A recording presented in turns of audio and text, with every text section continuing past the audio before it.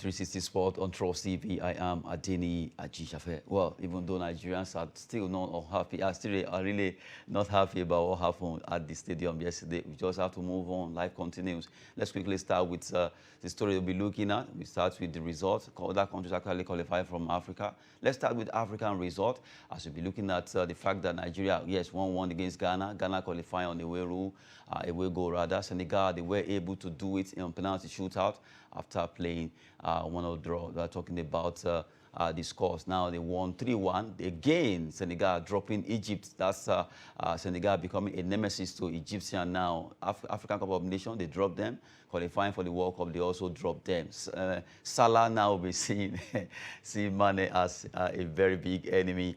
Algeria, Cameroon. Good one for Cameroon. They were able to turn things around. Algeria was leading the first leg, but the second leg, Cameroon shocked them over there in Algeria, and they did it. They qualified. Good one for Cameroon. Morocco, yes, against DR Congo, they qualified 4-1 by aggregate. And you look at Tunisia, they were able to qualify on aggregate, winning 1-0 the first leg, and the second leg ended 0-0. So if you add this together, it's 1-0 in favor of Tunisia. Good one for Tunisia, Morocco, Cameroon, Senegal, and Ghana. If you look at it, Ghana, Senegal, West Africa, and you look at Cameroon joining them, then you have Morocco and also Tunisia. Surprisingly, Egypt, Algeria are actually out. When you are thinking that 4 North African countries will make it, alas, it was only 2 that was able to scale through. So congrats to the team that qualified from Africa. Now joining me to talk sport is Adekunle Samuel. Good to have you, Adekunle. Thank you very much. And Kabiru is here. Let's have you, Kabiru. Nice jacket. Great to be here. Thank you. Good one there. Now I just roll out the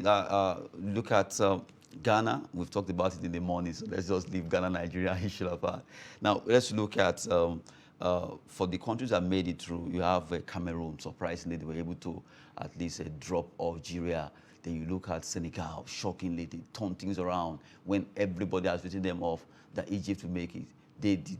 They were able to drop Egypt. Oh yeah, starting from Cameroon. Like Cameroon, when they were losing, they lost at home. Surprisingly, they came back to Algeria. They went to Algeria. They beat them there. They've really done well, honestly. They've continued from their form from AFCON, obviously finishing 3rd place there, to go to Algeria to win. That's a huge, good win for them. And now they've qualified for Qatar. Hopefully, we'll see how they do it there.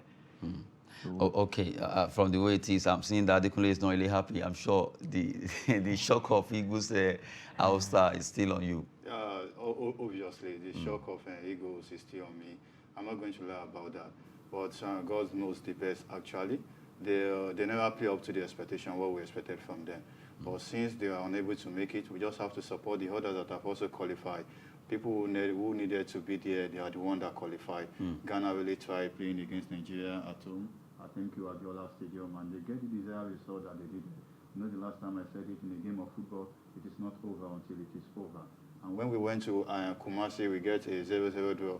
I know that there might likely to be a shocking result for Nigeria, because they will come all out against us to get an away goal against Nigeria, which they did. And also the others that have also qualified, Cameroonian team, I give them a big kudos. After losing by 1-0 at home, they went over there to Algeria. They get the desired result they also needed, which was a good one for them.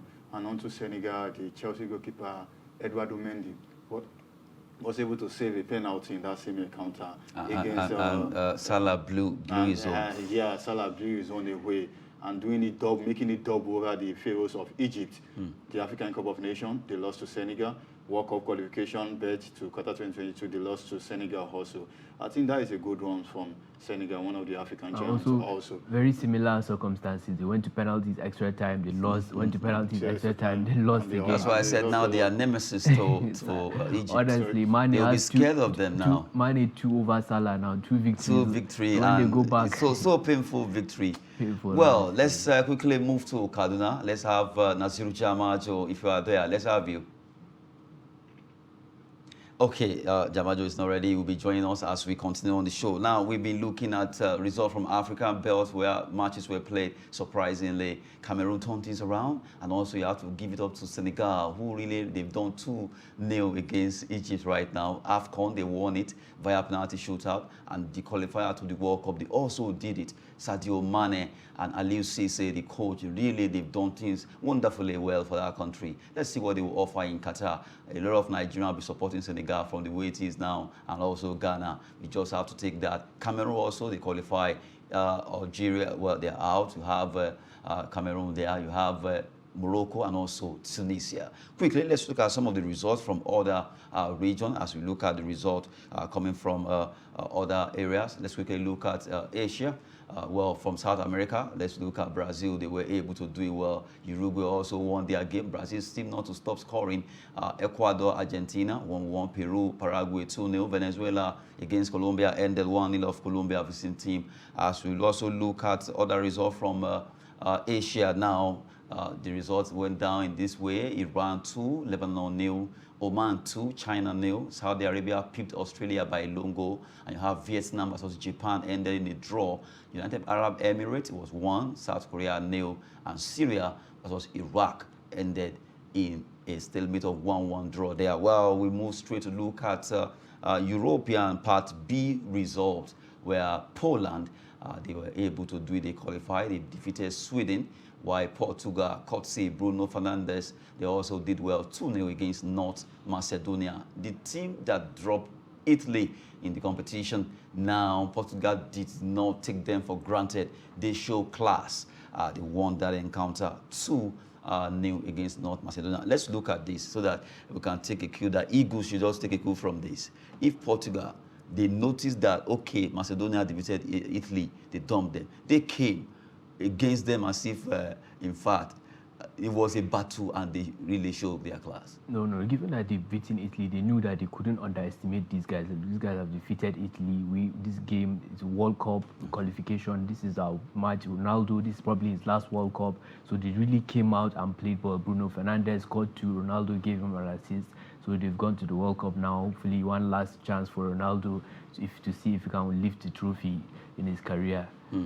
Okay, Adekunle, before we go to Naziru Jamajo, quickly, looking at the qualifiers, now we have 27 countries, remaining 5 that will be joining to make it 32.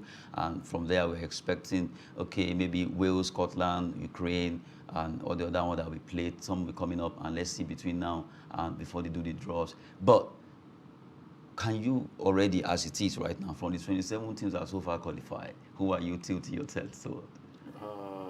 I think among the 27 teams that have qualified to the FIFA World Cup right now, if we'll be tipping someone, I think that should be the Les Blues.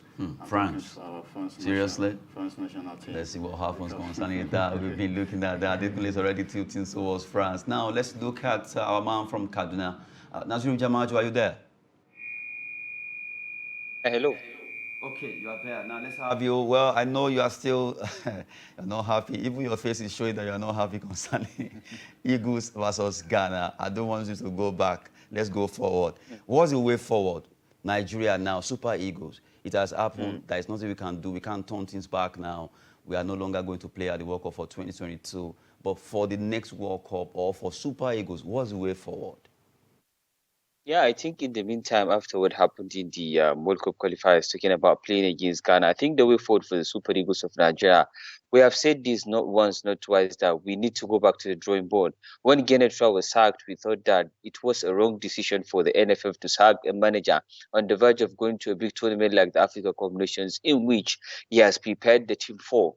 But when Austin Ogavon took charge of the first 3 games, we thought that it was like a good decision for the NFF sacking the Genetra and then moving on with Austin Ogavon. But at this point in time, I don't really think Austin Ogavon deserves to have the job that he's having because of the way the Super Eagles of Nigeria played. We have a very fantastic crop of players that can be delivering wherever they are. They can be, playing good stuff of football, scoring goals, trying in as much as they can to win games. But since after what happened against Tunisia in the Africa Cup of Nations, as of now, as I'm talking right now, I don't really think Austin Ogavon deserves to have that job in his hand, looking at the way the Super Eagles of Nigeria are playing. And then after that, after sorting out the managerial issue, I can remember during the Nations Cup or before the Nations Cup, there were speculations that NFF had agreed that Jose Pesero will take over from Austin Ogavon after the Nations Cup. But due to the performance of the Super Eagles of Nigeria in the Africa Cup Nations, NFF, actually rubbished those speculations and said they had only a verbal agreement. And right now,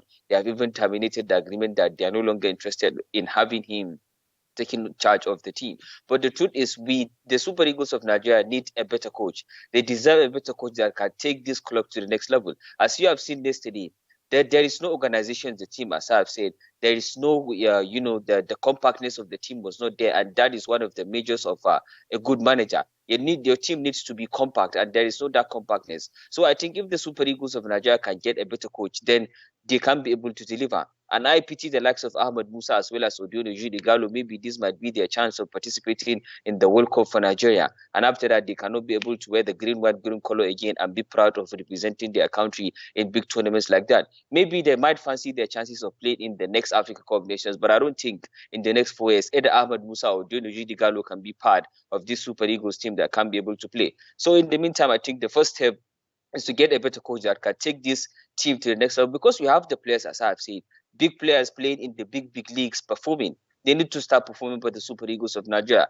Just look at Victor Osimhen yesterday. Victor Osimhen, a very good striker for FC Napoli, who has been playing very well this season. 14 goals in all competitions for Napoli, and he has got 11 goals in the Italian Serie A. That tells you all you need to know about a good player who has been scoring goals, but he was isolated in the 180 minutes that he has played in those 2 games. And after being isolated, when you look at it, he won 25 duels in 2 games. And it's not UFC, it is football. You cannot be able, the Super Eagles of Nigeria have been playing the long balls all the time. Long balls is not part of football. We need to play in a better way. We need to keep the ball down. We need to be compact and win games. So I think the first step for the Super Eagles of Nigeria at this point in time and the NFF is to get a better manager that can take this football team to the next level, as far as I'm concerned.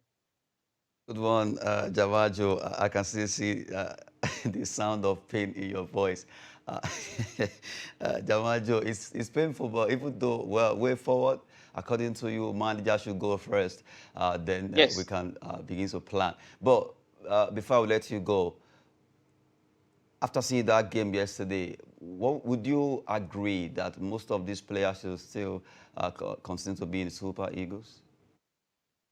Yeah, they can be. I think it's only the aging players that I can say they shouldn't be part of the Super Eagles of Nigeria, because the team is progressing, and as time goes on, we are having players that can actually be able to, come into this team and contribute immensely. So I think if the aging players can go, sometimes you will need the experience. Like what we had yesterday, we had an Odiono Judigalo as well as Ahmad Musa on the bench, who have played countless of times. Ahmad Musa is the most capped player, most capped Super Eagles player, but he only played, I think, something like 7 to 10 minutes in this game, which is something that you need to worry about. That how on earth can a player with the experience of Ahmad Musa be kept on the bench for quite a long while? And we all know how good Ahmad Musa is when it comes to the big games. That is why speculations were going around the country 48 hours before the game that Ahmad Musa might be starting this game. But he didn't start. Emmanuel Dennis started the game, and he was also isolated. You can see the spaces in between. The wingers were kissing the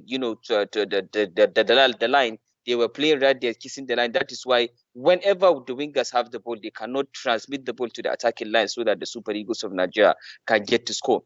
But I think these players that we've got in this squad, it's only the aging players like Ahmed Musa or maybe Odiono Judigalo might be out of the team. But we have a set of crop players that can actually get to replace them. We've got the likes of Dennis that we've seen yesterday. And yesterday, even Moses Simon was on playing. It's what Ademola Lookman who was on the pitch. And we expected changes from Austin Ogavon. The changes were made, but still the team didn't deliver. And that tells you all you need to know, that this team deserves a better coach. That's just the truth about it. The first 3 games in the Africa Cup Nations, perfect. And after that, the Super Eagles have been struggling. And that is why I think we need a better manager that can actually get to use this crop of players. This crop of players are a set of good players that will not be participating in the World Cup due to Austin Ogavon's lack of tactical intelligence.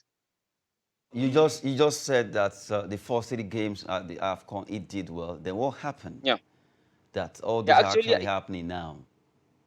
Yeah, actually, I think the thing that happened was that sometimes you get to play games and maybe teams will not get to understand you better. But I think the teams right now get to understand the Super Eagles of Nigeria, the way they played better, and that's just it. And as a good manager, you need to come out with tactical, intelligence that will actually get to help you. Even in games, you can't be able to change those tactics, tweak tactics, and then you get to win games. Sometimes it doesn't work. As a governor has said, he is a follower of Pep Guardiola. But I don't think this is the system that a team of Pep Guardiola will be playing. A team that we get to see Pep Guardiola managing like a Barcelona that he did, like at Bayern Munich, like he did, like at Manchester City that he's doing at the moment. Okay, good one there, Naziru Jamajo from Kaduna. I really appreciate your time. You have spoken. I just hope that everything goes well with Nigeria Super Eagles there. Thank you very much for joining us from Kaduna. Yeah, you're welcome. Good one. So let's come back to the studio. The gentleman there from Kaduna has spoken his mind. I'm sure you could still find some iota of pain in his voice. The way he was just, the way he was just talking. You could see that really he's not a happy man. Most Nigerians right now, they are not happy man. Seriously, and let's be sincere with ourselves. The 200 million or over 200 million Nigeria today, they are not a happy someone. Because it's just as if they toy with our emotions yesterday. Because I couldn't imagine it. Like, I was so furious with a coaching crew that you didn't hit your TV. You know what? A coaching crew that had the likes of Austin Eguavon, Emmanuel Amunike, and Joseph Yobo on the bench. And you left a player like a certain Calvin Bassey. Played short. He was not in the game injured. at all. No, he was injured. Then why did you start him? He actually did well first, but later, because he was injured. But look at Etebo, look at Balogun and Ekong at the back, the way they were slow, they were passing backward. Then Uzoho too was not adding the better. But do you know something? Actually, if we are to go with what you said, that Calvin Bassey was injured, he actually had more pressure to the 5 and 6 because the Ghanaians saw it as an opportunity, making use of that wing. So Leon Balogun needed to be adding more covering up for him again in that same encounter yesterday. So I believe that such thing. But later on, he brought in Shehu Abdullah. Shehu Abdullah can also play in that same way. Why not substitute them for each other? Instead, you kept him on the field of play till 87 minutes. That you feel that, it's now that you needed a goal. Then you are now bringing in Sadiq Umar to come and do what? To come and perform magic for Super Eagles yesterday. So to me, I believe that the coaching, they are not tactically sound at all. And going by what Nasir also said, that Austin Eguavon said he's looking up to Pep Guardiola. To me, I think he should be looking up to Sam Allardyce of Bolton, then under JJ Okocha, because they play the same pattern. Put the ball in the sky. That is what they are playing, not on the ground. You just finished me with these Allardyce that you mentioned. Honestly, his substitutions yesterday were very questionable. He was just he panicked. I think he was just bringing in attackers, brought on Ahmed Musa, brought on Igalo, brought on Sadiq Umar. There was no structure, like he said. The guy made some valid points. The structure wasn't there. Build-up play was very poor. If Pep Guardiola was watching last night, he would be very disappointed in Iguavon. His number one fan, besides the build-up play, there was no cohesion. Like the team, honestly, was the creative. I'm surprised about the goalkeeper as well. People didn't really mention the mistake. Honestly, that was very Uzoho, that mistake. There was a certain time unforgivable mistake. I said the goalkeeping department of the Super Eagles needed emergency. Honestly. We have so many goalkeepers even in the Nigeria League. They are far better than these guys. Where I felt we made a mistake, when Vincent Yama was in goal for Nigeria before he retired, we should have been grooming a better goalkeeper. But if you should look at the people understudying Vincent Yama, they are people of almost the same age range with him, where we have the likes of Daniel Akpeyi, the likes of Ezenwa, understudying Vincent Yama. Now he is gone. Look at the two people that are also understudying him. They are also no more in the team also. And right now, we're having serious issues in that department. That mistake was unforgivable. Our goalkeeper yesterday was a disaster yesterday. Well, I just have to let you guys put an end to that because if I continue, we won't leave the studio. Well, quickly, let's run through some story now. Let's look at Oceanian fixture will be coming up. Let's look at the Oceanian fixture where Solomon Island will be playing their game. Well, that match will be coming up also today in the World Cup qualifier there. Now, we move away from Oceania. We also talk about Women Champions will be coming up. Matches are coming up in the UEFA Women Champions League. Barcelona, they are leading 3-1 against Madrid Femenino. PSG final against Bayern. That will be coming up also. And quickly, before we go, Timo Werner is ready to leave Chelsea. According to news commentators, that The German forward wants to leave Chelsea. Well, that will be a good one. Dortmund wants Gabriel Jesus in Haaland deal. That's another story that came out. That Borussia Dortmund wants to include Gabriel Jesus in Haaland's deal. And the last one is that Arsenal makes offer for Feyenoord winger Luis Sinisterra, a Colombian winger. They want to get him. Well, that would be nice if Arsenal can get him. That's it on 360 Sport. It's been nice with having Abdullahi Kabiru. Good to have you. Good to be here. Adekunle Samuel. Good to be here. You need to be happy, yeah?